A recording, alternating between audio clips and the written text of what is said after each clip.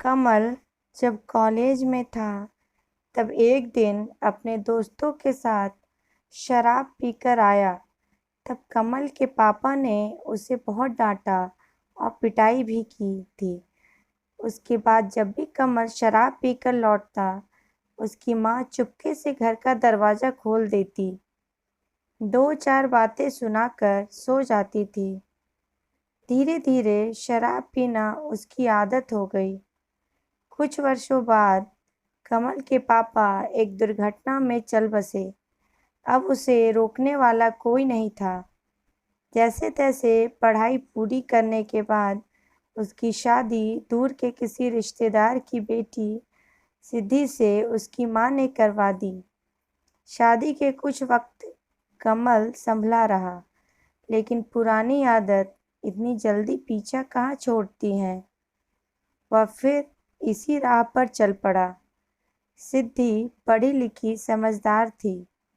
घर पर ही कुछ बच्चों को पढ़ाकर कुछ पैसे जोड़ लेती थी।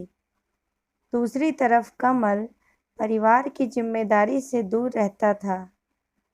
न कमल काम पे जाता था और न ही पत्नी सिद्धि के काम में हाथ बटाता था।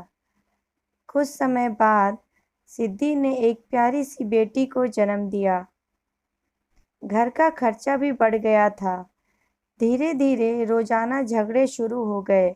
ऐसी स्थिति में सिद्धि ने टीचर की नौकरी ढूंढ ली।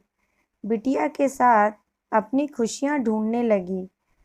नशे के दलदल में कमल के बढ़ते कदम और नशे में गाली गलौज करना और सिद्धि को मारना असहनीय होता जा रहा था। सिद्धि ने कई बार अपनी सासू माँ से कमल की शिकायत की थी, लेकिन दोनों के लाख समझाने पर भी कमल शराब के नशे में झूम रहा था। बार में पैसे लुटाना उसकी आदत हो गई थी। सिद्धि ने कई बार तलाक की धमकी दी, लेकिन कमल पर कोई असर न होता। आज तो कमल ने हद ही कर दी। सिद्धि के शराब पीने के लिए रुपए देने से मना करने पर मासूम सी बेटी, जो अब 5 साल की हो चुकी थी, के सामने ही सिद्धि से मारपीट करने लगा। सासू माँ का बीच बचाव भी कुछ काम न आया। बिटिया सब देख पलंग पर चादर से मुंह ढके हुए लेटी थी। सासू माँ ने सहमी हुई पोती को देखकर उसी वक्त सिद्धि से कहा, कब तक शराबी जुआरी के साथ अपनी और बिटिया का जीवन बर्बाद करती रहोगी। जाओ कोर्ट और कोर्ट में तलाक की अर्जी लगा दो। तुम अपनी बेटी का जीवन बर्बाद नहीं कर सकती। तुम भी इस रिश्ते में जो सजा काट रही हो, उससे मुक्त हो जाओ। अपने जीवन को नई दिशा दो।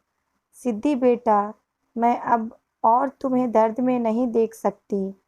और कितना सहन करोगी। सिद्धि अवाक होकर सासू माँ की बातें सुन रही थी। सासू माँ जाने क्यों आज अपने बेटे कमल का पक्ष नहीं ले रही थी। सासू माँ को मन ही मन दुख हो रहा था कि वह गलत का साथ दे रही थी। ऐसे पति के साथ कोई रह भी कैसे सकता है। सासू माँ केवल चाह रही थी कि कैसे भी बेटे का परिवार न टूटे, इसलिए अपने बेटे की गलतियों पर पर्दा डाल रही थी। जब सिद्धि सासू माँ के पांव पकड़कर सही का पक्ष लेने के लिए बोली, तो सासू माँ की रुलाई फूट पड़ी। सासू माँ बोली, सिद्धि, समय रहते अगर मैं कमल का पक्ष ना लेती तो आज यह दिन देखना ना पड़ता। मुझे माफ़ कर दो, मैं तुम्हारे आगे हाथ जोड़ती हूँ। सिद्धि ने सासू माँ को गले से लगा लिया और बोली, माँ जी, आप अब सही हो। सही का पक्ष ले। आपने मुझे बहू से बेटी बना लिया। माँ जी, आप ही बताइए, ऐसी हालात में कमल के साथ कैसे रहा जाए। बिटिया पर इन परिस्थितियों का असर हो रहा है। वह मुझसे अपने पापा के बारे में सवाल पूछती है। उसका मैं क्या जवाब दूँ। सासू माँ के पास जवाब नहीं था। सासू माँ से भी उनकी पोती बहुत बार पापा के व्यवहार पर सवाल उठाती थी, लेकिन सासू माँ उसे इग्नोर कर देती थी क्योंकि उनके पास भी कोई जवाब नहीं होता था। सासू माँ को अब अपने बरसों पहले की गलती का एहसास हो रहा था। सिद्धि ने कभी सोचा भी नहीं था कि उसकी सास एक दिन उसका तलाक में साथ देगी। सासू माँ चुपचाप बेड पर करवटें बदल रही थी, बहुत बेचैन थी। तभी सिद्धि सासू माँ के पास आकर बैठ गई। उसने देखा सासू माँ की आंखें भीगी थीं और नींद आंखों से कोसों दूर थी।